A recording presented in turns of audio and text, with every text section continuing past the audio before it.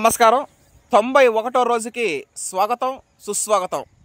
ఈ రోజున ముగ్గురు చౌటూరు వెంకయ్య, పోట్లూరు సేనయ్య, జనార్దన్, రాలగుంట జనార్దన్ ముగ్గురిని పెట్టి మనము పచ్చి రొట్టె పైర్లు మొన్న అంటే రైతుకి వర్షానికి అవినావభావ సంబంధం. మొన్న 4 చిలుకలు రాలేయో లేదో జీలగల నిండా మొలిచేసాయి. మనం ఆల్రెడీ చెప్పుకున్నాం, పచ్చి రొట్టె పైరు పంటకి ఎంత, తల్లి పాలు బిడ్డకి ఎంత ముఖ్యమో పచ్చి రొట్టె పైర్లు భూమికి అంతే ముఖ్యమని. వీటి వల్ల మనకి ఇబ్బంది లేదు, కానీ ఇంకా 39 రోజులు ఉంది ఉరికోత కోయడానికి. మనం ఆ టైంలో ఇంకా పెద్ద అయిపోయి ఉరికోత మిషన్లు కోసేటప్పుడు బ్లేడ్లు తెగిపోవడం, ఇరిగిపోవడం జరుగుతుంది. ఆ విధంగా కాకుండా ఆ పచ్చి రొట్టె పైర్ని పీకేయడం జరుగుతూ ఉంది.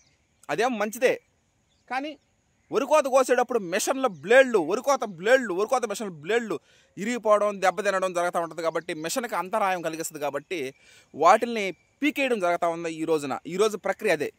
ఇంకా 39 రోజులు మనం ప్రయాణం కొనసాగితే ఆ తర్వాత శుభం కార్డు పడిపోతుంది. అటు KNM 12368 అంతటితో పరిసమాప్తం అయిపోద్ది. ఆ తెల్లారే మనం జీలగా వేయడం జరుగుతుంది. విడవలూరు అగ్రికల్చర్ ఆఫీసర్ కొత్తగా వచ్చినటువంటి మేడం లక్ష్మి గారు మొన్ననే సంప్రదించడం జరిగింది. సీడ్ కూడా మనకి ఇస్తామన్నారు. ఆ సీడ్ తెచ్చిపెట్టేసుకుంటే ఇక నో క్రాప్ హాలిడే లేదు. ఇక మళ్ళీ తెల్లారే ఉరికోత కోసిన తెల్లారే పచ్చి రొట్టె ఇరువైనటువంటి జీలగా మన పొలంలో వేయడం జరుగుతుంది. 45 రోజులు దాని తర్వాత కలయి దున్నడం. ఆ తర్వాత దాన్ని 2 వారాలు వదిలేసిన తర్వాత మనం Telangana Sona, the pride of Telugu Indian rice RNR 15048 Telangana Sona November 15 పైన వేయడానికి సర్వం సిద్ధం చేస్తున్నాం. ప్రకృతి రత్న హర్షత్ విహారం team members, thank you all. 91వ రోజు వరి సాగుకి స్వాగతం, సుస్వాగతం. ఈరోజు ప్రక్రియ ఏమిటంటే, ఈ ప్రకృతి వ్యవసాయం పిండిలు లేకుండా, మందులు లేకుండా ఎలా చేస్తారని అందరూ కాదు, కొద్ది మందికి సందేహం ఉంటుంది. వాళ్ళకి వివరణ ఏంటంటే, ఈ పొలాలు ఎంతో బ్రహ్మాండంగా దున్నినాం, అన్నీ చేసినాం, అయినా కూడా ఈ ప్రకృతి సేద్యానికి పచ్చి రొట్టి ఎరువులకి ఉన్న అనుబంధం సామాన్యమైంది కాదు. అప్పటికి తప్పించుకొని అక్కడక్కడ మొలవడం జరిగింది. ఇవన్నీ మంచివే, ఏం కలుపు మొక్కలు కాదు. ఇవన్నీ శుభ్రంగా పెరికేసి భూమిలోకి దొరికితే మళ్ళీ ఇప్పుడు కూడా సత్వమేది. ఆ విధంగా ఇంకా ఉరికోత కోయడం అనేది ఒక 35 రోజుల పైన ఉంది. కాబట్టి చెట్లు మరీ బలమైపోతాయని పెరిగి ఆ భూమిలో దొక్కడం జరగదు. అది మళ్ళీ అద్భుతమైన సత్వం. అది ఆ ప్రక్రియ ఈరోజు 3 మనుషులు చేస్తున్నారు. అది జూమ్ చేసి జీలక చెట్లు హైలైట్ చేయి. అది ఆ విధంగా ఆ పైరులోనే జీలక చెట్లు ఉండడం ఇది మంచి పరిణామమే. అవన్నీ పెరిగి భూమిలో దొక్కడం, భూమి మళ్ళీ సత్వం అయిపోతూ ఉంటుంది.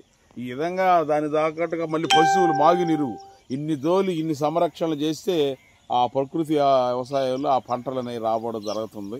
ఇంకొక విషయం ఏంటంటే, విచక్షణ రహితంగా కెమికల్ కొట్టిన వాళ్ళు అంత దిగుబడి రాకపోయినా దానికి మాకు తృప్తికి మించిన ఐశ్వర్యం లేదని, మనం చేసే లక్ష్యంలో మనకు పంటలు తగ్గినా పర్వాలేదని త్యాగ మార్గంలో సంతృప్తిగా ముందుకు పోతుంటే అన్ని రకాల పాట్లు పడితే ఈ ప్రకృతి వ్యవసాయ పంట మన చేతికి రావడం జరుగుతుంది. Okay, thank you. ఇక 39 రోజులు దాలిన తర్వాత మన ప్రయాణం ముగినందంటే ఇంకా అంతటితో పరిసమాప్తం అయిపోద్దని కాదు. KNM 12368 అనే వరి వంగడం మన క్షేత్రంలో ముగిసిపోద్ది. 39 రోజులు గడువు అంటే 91వ రోజుకి రావడం జరిగింది. మనం 39 రోజులు దాలిన తర్వాత ఉరికోత, ఆ తెల్లారే మళ్ళీ పచ్చి రొట్టె ఇరువైనటువంటి జీలక సాగు మన చల్లడం జరుగుతుంది. Watch and enjoy. Thank you all.